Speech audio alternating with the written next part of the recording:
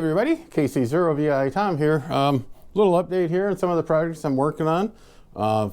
We're still in the process of moving out of the Jayco Class C motorhome named Pooh and moving everything into the Tab 320 Tigger, T-I-double-R, little camper.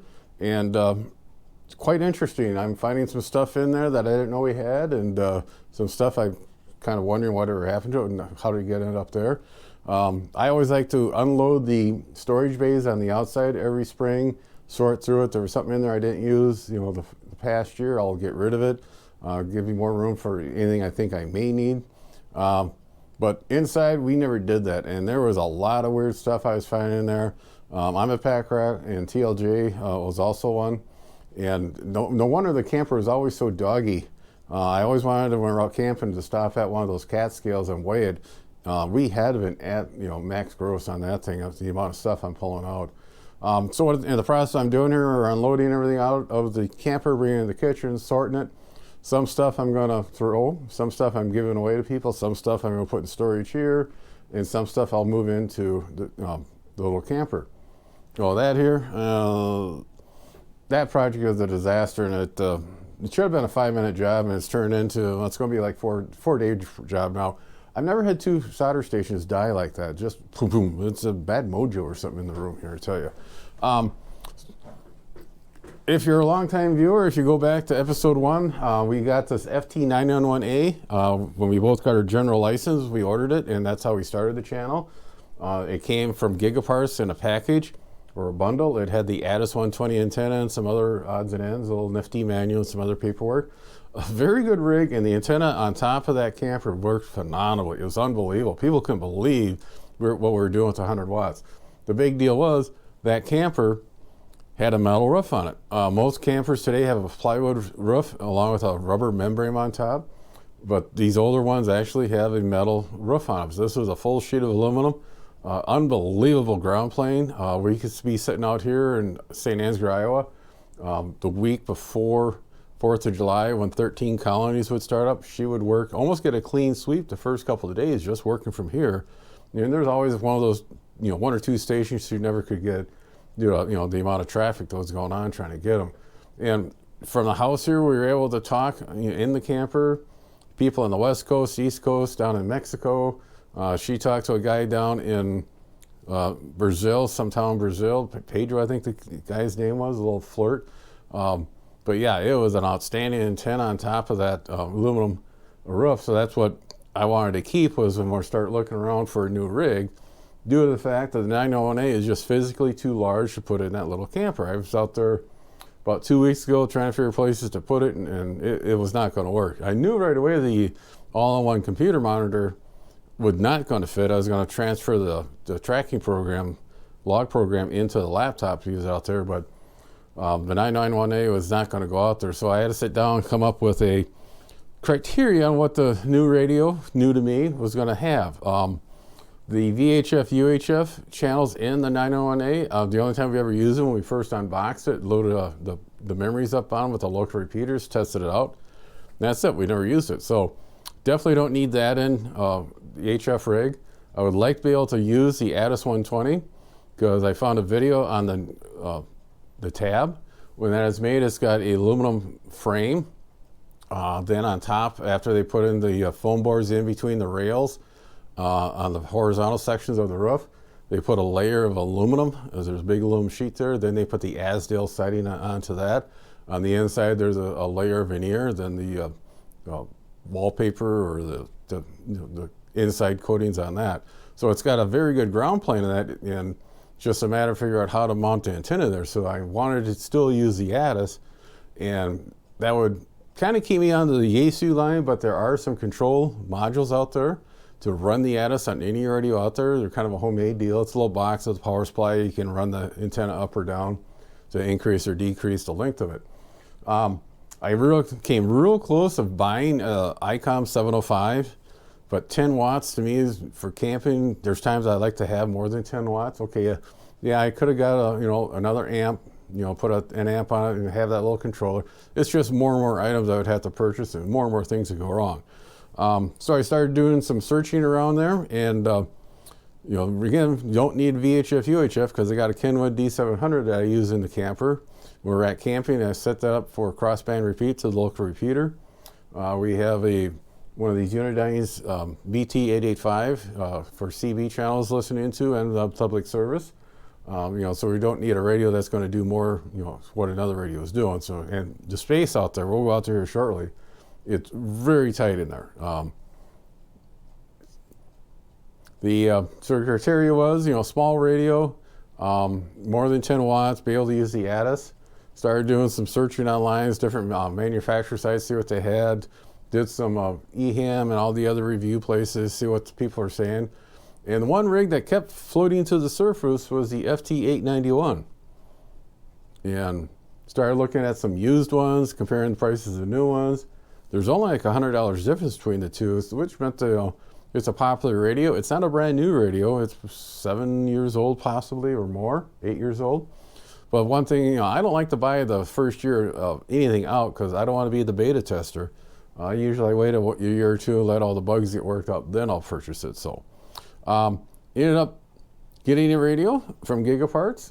They were running a sale on it. It was a lot cheaper than all the other all the other ham stores. So I was really surprised how fast it got here by FedEx. I mean, it showed up this week after I ordered it. It was like 3 or 4 days out, which really impressed me. You got to remember, I live in a small town off the beaten path. Unboxed it. I got one of my little power supplies, hooked it up to it, and I've been playing around the last few days, getting to know how to run the menus. Menus are similar to the 911A. There's a little difference, but they were fairly close. I unhooked the Cushcraft R7 vertical antenna out here, unhooked that from the cable going to the 901A and brought in just a temporary run. The Cushcraft, the R7 does 10 meter, 12, 15, 17, 20, 30, and 40 meter band. So I've been playing around that, and this weekend, the last couple of days, like I said, I've made, you know, a handful of contacts, getting good reports, and the audio's good, nice strong signal. There's a couple QSO parties going on this weekend and some sodas going on out there. A lot of POTAs, you know, so it was quite fun. And to tell you the truth, the last 2 years, with everything changing in my life, I've got out of HF big time. I was kind of embarrassed. I had to dig out my cheat sheet for frequencies to remember where the general band was and make sure I stayed in the general band. A lot of changes in my life the last few years. You know, the last 2 years, like I said, lost my mom, my dad, and my wife, and trying to get everything going again. And it's going. It's just a little, you know, takes a little time. So the pretty much satisfied with the rig. I'll keep it. It's a nice little unit. What I like about it, you can do 100 watts on 12, you know, on the 12 volts, but you can also dial it down to 5 amps or 5 watts, excuse me. And one thing I was starting to notice when I was watching a lot of the videos on YouTube, about 90% of the guys doing reviews are showing what they liked about it and how to run the menus were already in RVs and campers, or they were doing POTAs, which gave me an idea. I stole the thumb screws off from the 991A and just swapped the screws around, and I could actually unhook this from its mount here where I'm going to mount it in this camper and make up a little backpack or, you know, some type of carrying unit with a little battery in there and a wire antenna, and actually go out and do POTAs, you know, or do some sodas. Here in North Iowa, over in Winnebago County, we have Pilot Knob State Park. There's an observation tower that was built back during the CWPA area, the Civilian Works Program. You go up there with a handheld and you can talk to repeaters 40, 50 miles away. And right now it's a hot setup because not only is it a parks on the air, it is also a SOTA on the air. That is the highest point here in North Iowa, ground level. So you work that and you can actually do SOTAs and a POTA. There's a lot of guys been going there with a small rig. The other day there was somebody out there with an IC705 and a wire hanging off the side, and he was making fantastic contacts, I was told. So let's go out to the camper. We'll kind of peek around there where we're going to mount it. Now out here in Tigger, again, this is quite small and tight. I'm learning not to hit my head. I'm learning not to bang into stuff. But the plan was, when you have the TV slid out, the 991A will fit right here. I'm going to build a little bracket, have it come down a little bit, So it sits here. I may take the door off because I'm planning on putting, you know, the TiVo and the Dish Network receiver up here, and probably take the door off, put that in storage so it gets some fresh air in there. Over here, I'll put the Kenwood D700, and behind this panel, there is the antenna for the Jensen. And that antenna, I believe either the antenna is bad or the coax is bad, because when I got it home here, I couldn't get any radio stations.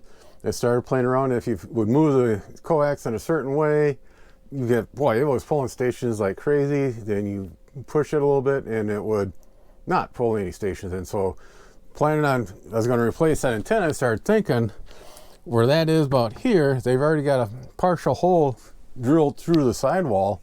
So I'll just take that antenna out, finish drilling the hole all the way through, and I got one of those covers I'll put on there so I can really use that as a pass-through for the coaxes. And up on the roof, I'll come up with a way to, I'll put like a square tube across the top, screw it down to the side rails of the rig, and mount the antennas on that. That's the plan. I'm sure that's going to change, but we'll see what we can do with that. The other thing I did while I had this all apart investigating, there is a PVC pipe that runs from that knockout panel down to under the table here, and that's where the coax and the wires for the radio went to. So I pushed down another coax, actually two coaxes, one for the antenna to feed the TiVo and one for the satellite dish, so I could connect the outdoor dish on that. And while I was in there looking around, I noticed the B speakers for the Jensen are not hooked up. So I ran a couple audio cables down. I'll run the two coaxes and the audio cables to the wet bay, where I've hooked up the coaxes to the proper connections there for off-air antenna to feed what needs to be fed, and the satellite dish will be plugged in. I'm going to take and put in 2 1/4-inch jacks, one left, one right, mono. And so I got a pair of these, they look like rocks. They're outdoor weatherproof speakers. That way, when we're sitting outside at night, you can have the radio turned down low. Of course, you don't want to disturb your neighbors. So that's the plan. It's good to have a plan. Now, whether or not you follow the plan, well, that depends on what changes. But the Kenwood is small enough, so when I go to leave, I can push the TV back where it belongs, secure it, and we'll check in later. And we're working on this, and got it somewhat completed. Give it a little update. Camping, I tried to get a hold of the county's conservation office, went to their website and got redirected to a gambling site. I thought that was kind of odd. Be a clever way, very clever way to raise money for the park system, I bet. Called them and got the answer machine and just, you know, add a question. Okay, hey, springtime we've got a very warm spring. There is no more snowpack. There's no chance of river flooding. Are we going to open up the county parks earlier? Chance to make a little money. And left my name and number, and I told them about their website, and I said, hey, be a nice way to earn a little extra money for the parks. And that was over a week ago, and I have not yet heard back from them. And I got a few other people are asking me if I've heard anything about, are the parks going to open up.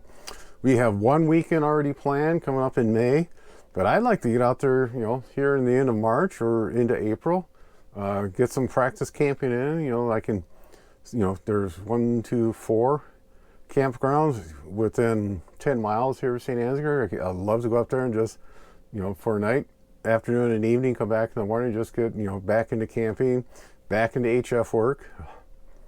So that's the plan for the springtime. 7-3, everybody. Be sure to tell your friends, neighbors, other hams, subscribe, hit that bell to get notification when new videos come out. Add comments below. 7-3, everybody.